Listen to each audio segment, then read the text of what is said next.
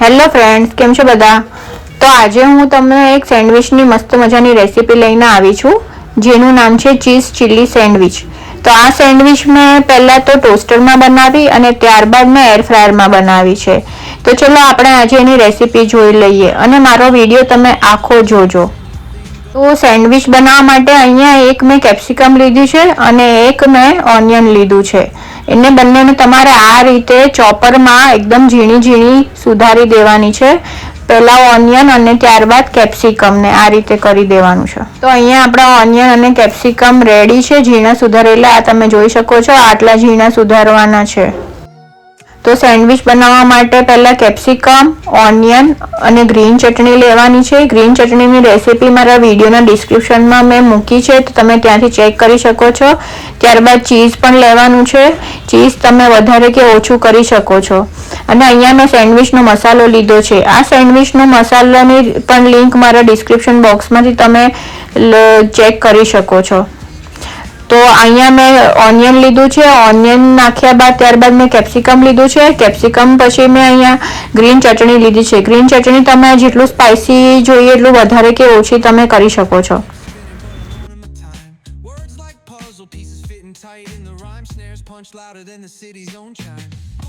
ત્યારબાદ તમે અહીંયા ચીઝ છીણવાનું છે.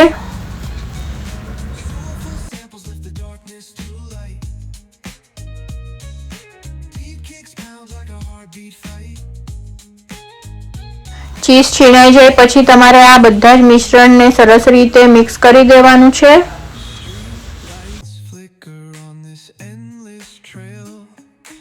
આ રીતે બધું મિશ્રણ મિક્સ કરીને ઉપર સેન્ડવિચનો મસાલો નાખવાનો છે. અને આ મસાલાનો મેં શોર્ટ બનાવ્યો છે, જેની લિંક મારા ડિસ્ક્રિપ્શન બોક્સમાં છે. અને છેલ્લે થોડુંક સ્વાદ અનુસાર મીઠું એડ કરવાનું છે અને પાછું એકવાર બધા જ મિશ્રણને આવી રીતે હલાવી લેવાનું છે.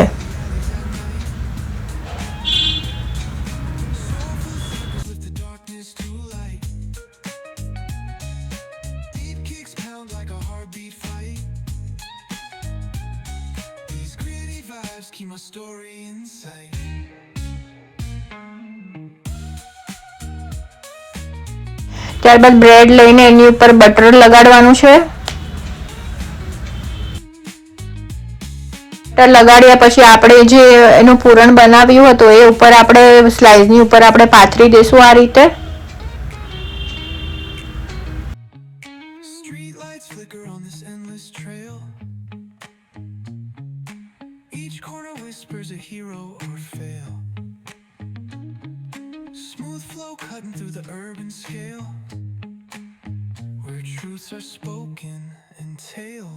ત્યારબાદ એ સ્લાઇસને તમારે સાઈડ ઉપર મૂકીને બીજી બ્રેડની સ્લાઇસ લઈને એમાં બટર લગાડવાનું છે અને સેમ પૂરણ એમાં પણ લગાડવાનું છે.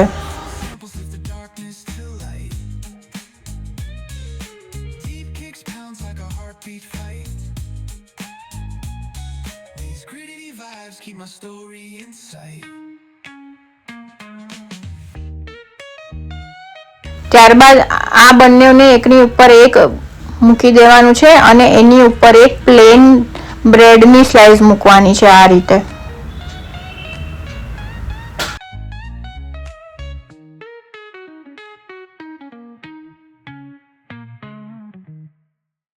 તો અહીંયા આપણે એને ટોસ્ટરમાં પહેલાં બનાવીએ છીએ. તો ટોસ્ટરમાં આ રીતે સેન્ડવિચને મૂકીને બંધ કરી દેવાની છે અને એને થોડી વાર થવા દઈશું આપણે.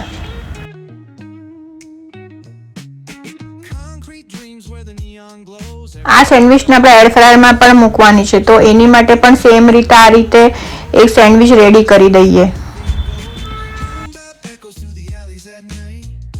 તો જુઓ મિત્રો, ટોસ્ટરમાં આ રીતે સેન્ડવિચ બની ગઈ છે. ખૂબ જ સરસ લાગે છે અને તમે આ રીતે એને વચ્ચેથી કટ કરીને તમે એને સર્વ કરી શકો છો કેચઅપ સાથે અને ગ્રીન ચટણી સાથે.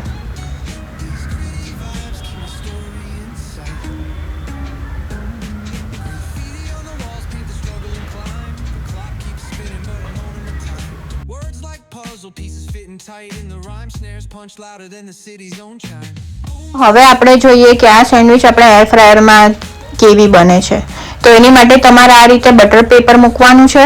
બટર પેપર પર પછી આ રીતે સેન્ડવિચ આપણે બનાવી હતી એને મૂકી દેવાની છે અને ઉપર તમારે બટર મેલ્ટ બટર કાં તો ઘી તમે એડ કરી શકો છો. આ રીતે પ્રોપર રીતે બધી સાઈડથી ઘી લગાડશો તો સેન્ડવિચ ખૂબ જ ક્રિસ્પી બનશે. આ રીતે પ્રોપર રીતે આખા સેન્ડવિચ ઉપર આવી રીતે તમારે ઘી કે બટર લગાડી દેવાનું.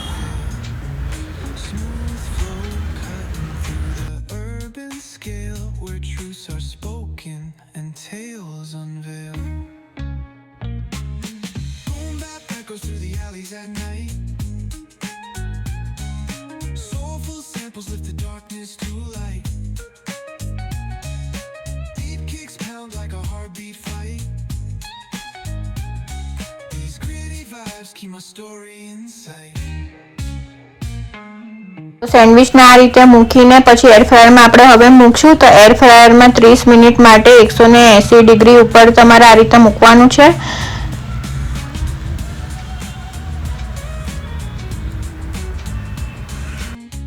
તો આપણી સેન્ડવિચ હવે રેડી થઈ ગઈ છે. તો જુઓ કેટલી સરસ ક્રિસ્પી સેન્ડવિચ બની છે અને એકદમ સરસ લાગે છે. તો હવે આપણે આને એર ફ્રાયરમાંથી કાઢીને અહીંયા પ્લેટમાં મૂકી દઈશું અને એને આપણે કટ કરી દઈશું.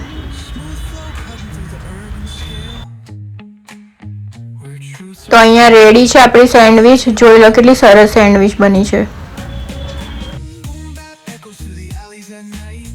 તો મિત્રો બંને સેન્ડવિચ આપણી રેડી છે. તો તમે આ રીતે એને કેચઅપ સાથે ખાઈ શકો છો અને આ રીતે હું બીજી નવી રેસીપી તમારી માટે લાવતી રહીશ.